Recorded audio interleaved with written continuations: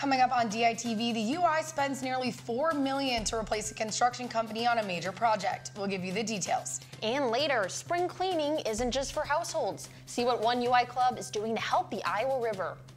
Iowa baseball had another nail-biting finish at home. Did they squeak it out? Stay tuned for sports. Are the April showers on their way? Stay tuned for weather. All that and more is coming your way on this Wednesday, April 17th edition of DITV. Don't click away, it all starts now.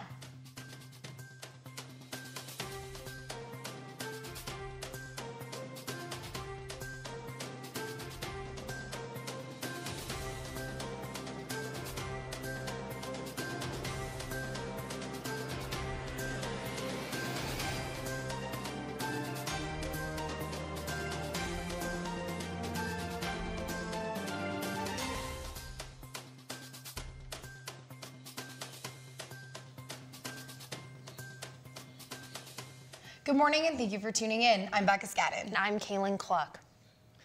We begin today with news that the University of Iowa has paid nearly $4 million to replace the construction company Modern Piping as their subcontractor.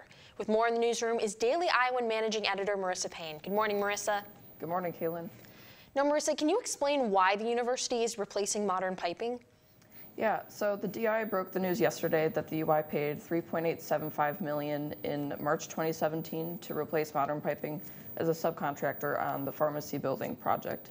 While the documents the DI requested from the university did not provide the specific reasons, the UI did state it objected to Modern Piping as a subcontractor on the $96.3 million project.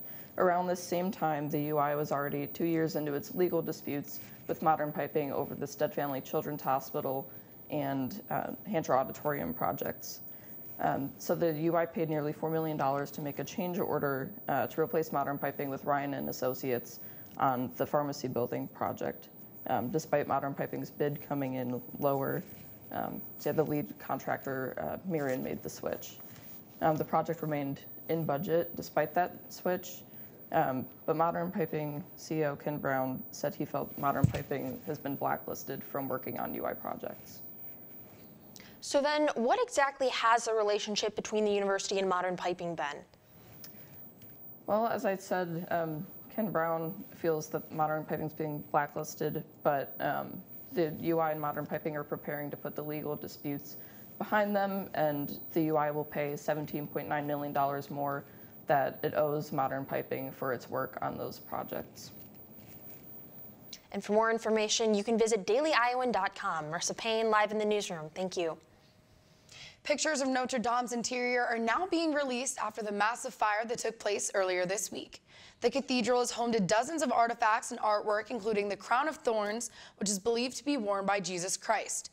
While the famous spire and parts of the roof have been destroyed, authorities are unsure of how safe Notre Dame's current structure is. So far, nearly $1 billion have been raised for rebuilding the cathedral, which French President Emmanuel Macron has vowed to rebuild. Authorities have yet to determine a source of the fire. Notre Dame is not expected to be open to the public for at least 3 years. On Tuesday, Iowa saw another presidential candidate, Tulsi Gabbard, discussing what she would change if elected. DITV's Melissa Meter has more.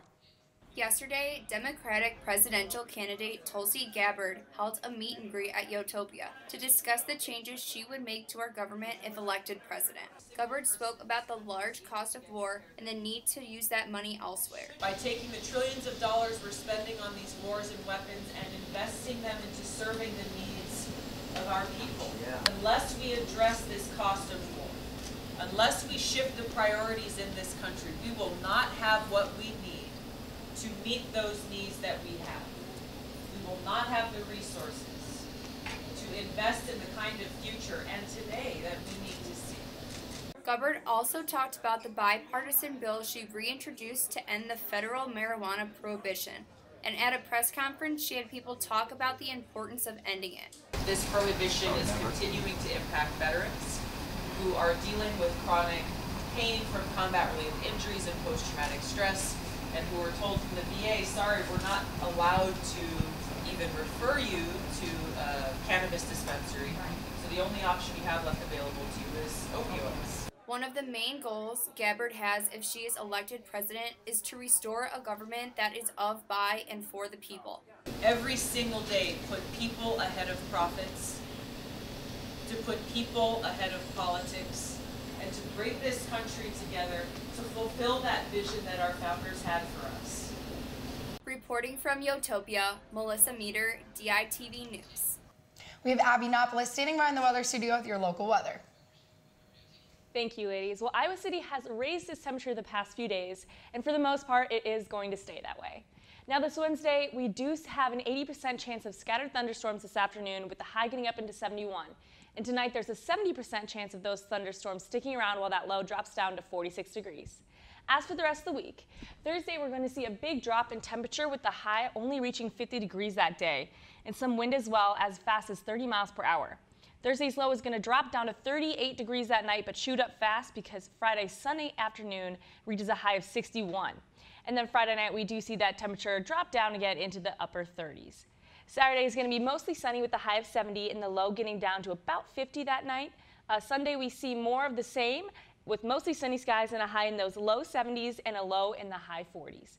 We'll wrap up this extended forecast with Monday, which is going to be mostly cloudy with the high around 70 and the low in the high 40s. Now, there is going to be some rain today, but also some good chances of sunshine in the future, so just be expecting a little variety with the upcoming week. Becca and Kaylin, back to you ladies at the desk. It's time for spring cleaning. One UI Club hosted an event to help clean up the Iowa River. DITV's Jake Salter has more. Iowa City is one beautiful place, but not everyone may realize all the hard work that's put in behind the scenes to keep it looking that way. Because of neglectful littering, many areas such as the Iowa River can become cluttered with trash. The University of Iowa Environmental Science Club is just one of the groups who makes it their mission to clean up the city to keep it looking beautiful. The club's annual Spring Cleaning Along the Iowa River event brings people together to pick up litter that gets left by the river. Through the help of volunteers, the Iowa River can be kept looking clean and keep trash from piling up alongside it. We really wanted to organize this as a way to kind of get the community and the student body involved in picking up trash, especially because it's Earth Month this month, which is very important. And so we wanted to start out with something that was going to be fun and accessible for a lot of people. I walk around here a lot, and I thought it'd be nice to just clean up a little bit, give back, you know, make it look a little nicer around the river here. So. You don't have to wait until next year's spring cleaning to get involved. You can help every day by choosing not to litter and cleaning up any that you see. Reporting from alongside the Iowa River, I'm Jake Salter, DITV. Up next in sports, we have breaking news out of Iowa basketball. That's right, Kaylin, and we're going to toss it over to Allie Green in the sports studio with more on that. Thanks, guys. Big news out of Iowa basketball. Assistant coach Andrew Francis is departing from the Iowa program to take a coaching job elsewhere, but paperwork has not been finalized, so his destination is unknown. Francis was the fill-in head coach during Fran McCaffrey's suspension and was even a part of McCaffrey's staff at Siena. We will give you more information in coming days as this story develops. Now, also yesterday evening, the Hawkeye baseball team found themselves in a little bit of midweek trouble once again when the Northern Illinois Huskies came to town with bats a-blazing. The Hawkeyes had some trouble in the first few innings as Northern Illinois was able to get on the board first.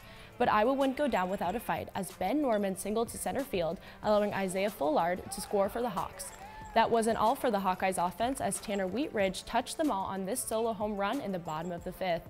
Iowa was able to come out on top 8-6. The pitchers went out there and they pounded the zone, something we've been asking them to do all season long. And even though we gave up quite a few hits, I thought Northern was really dialed in, barreled some balls up, but we pounded the zone. We didn't walk a batter for the first time this year, which is a big step for us. And now we just have to continue to improve, locate our secondary stuff a little bit better, locate within the zone better. The main goal is always to get on base and try to set the table for the rest of the guys in the lineup. We got a lot of guys with some RBIs in the middle of that order, like Ben Norman and Austin Martin. So as long as I can get on base for them, I know they're gonna hit me and put some runs up on the scoreboard.